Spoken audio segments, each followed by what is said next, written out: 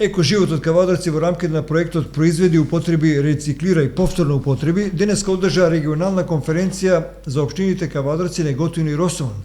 Темата беше мониторингот на постоечкиот закон со новите законски одредби за управување со отпад со акцент на неговата примена на локално ниво.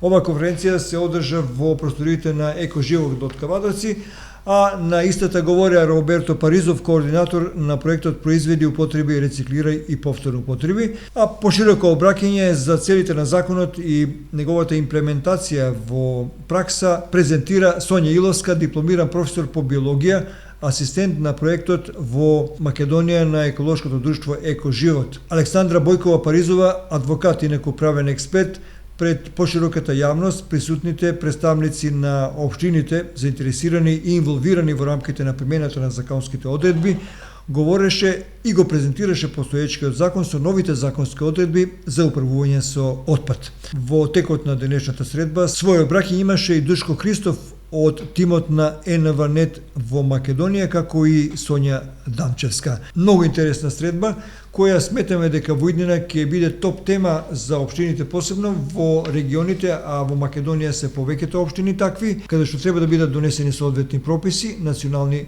програми за депонирање и фрлање на отпад. Но не само тоа, туку и повторно нивно употребување и враќање во живот. Организацијата Балкански мостови е носител на проект кој денеска во Екоживот во регионалниот центар во Кавадарци се организира, и тоа после 1 сат присуство гледаме дека навистина потреба имало да се разговара отворено.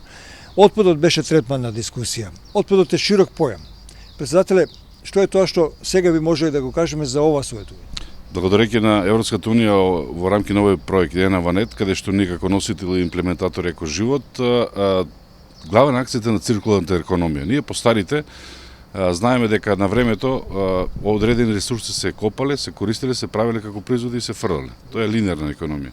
Сега во поновиот тренд, да наречем наназад 10-15 години, добива една нова димензија. Се вика циркуларна економија како назив, како за нас постарите беше чудно како е сега тоа. Тоа значи дека одреден производ има своја вредност и после неговото употребување.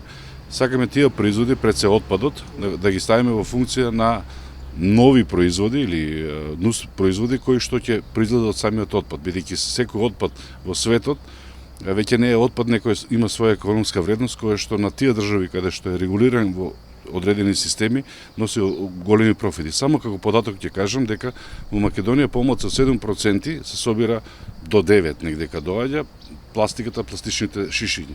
И некаде околу 15 до 17 можеби милиона евра имаме корист како општество, они што собираат, што ја преработуваат, односно што ја манипулираат, додека во една Белгија имаат над 130 милиона евра. Да видиме кај сме, бидејќи Белгија е 9 милиона луѓе, ние сме 2 милиона луѓе.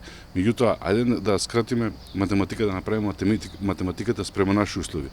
Се претпоставува дека во Македонија на еден со 40 до 50% собирање на таа пластика ние можеме да имаме како држава, како општество над 30-35 милиони евра добивка. Тоа е само за пластиката, имаме и други отпадоци. Секако дека имаме отпад, тука се металот, дрвото.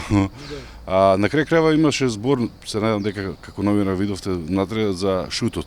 Интересна тема. Да рече, во Германија 25 евра е кубик таков еден шут. Некој да тој да ти го земе и некој да ти го продаде. Значи може да се шутот кај што се градат големи згради или објекти за поравнително за да не се изразувам градежнички, тој шут е секако потребен. Може да се добие нов производ, да се прават цигли, бекатон, плочки и така. Роберто, гледам дека се ради жива дискусија, што значи сте погодиле работата, меѓутоа многу работа ве чека. Ова е обемна материја, како што рече председателот. Апсолутно да, проектот ќе се заснова на таа циркуларна економија која што сега председател Душко Христов ја објасна.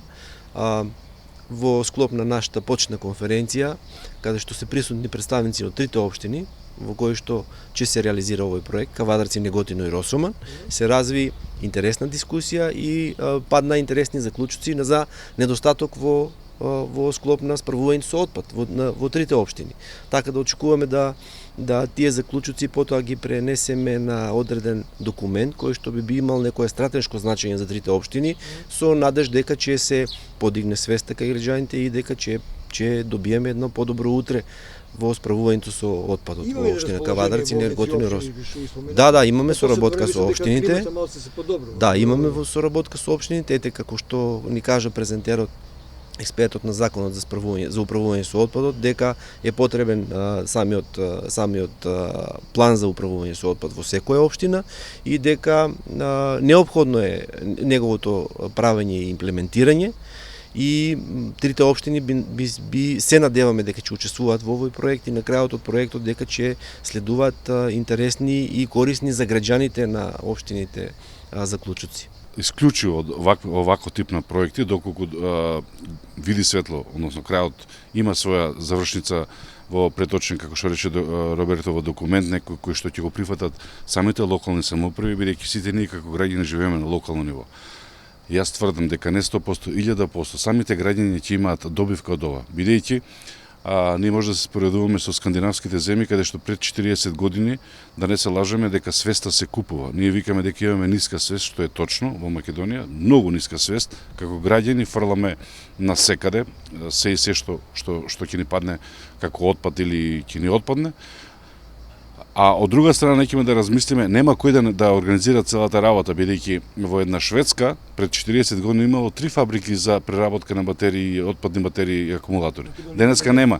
Македонија нешто нема, тоа е скапа инвестиција, меѓутоа регионално Шведска нема затоа што нивната фабрика се преселија во Естонија или во Словачка. Меѓутоа, тие трендови од тоа време на некој начин се купувала свеста кај граѓаните. Ајде да купиме свеста да ние како совесни граѓани бараме од организациите, од институциите, како и на кој начин тој наш, да речеме, парче отпад, пластика, метал, хартија или не знам што, го сепарираме во нашите домови и му најдеме своја економска вредност. 2 банки да добиеме од тоа, ние сме задоволни.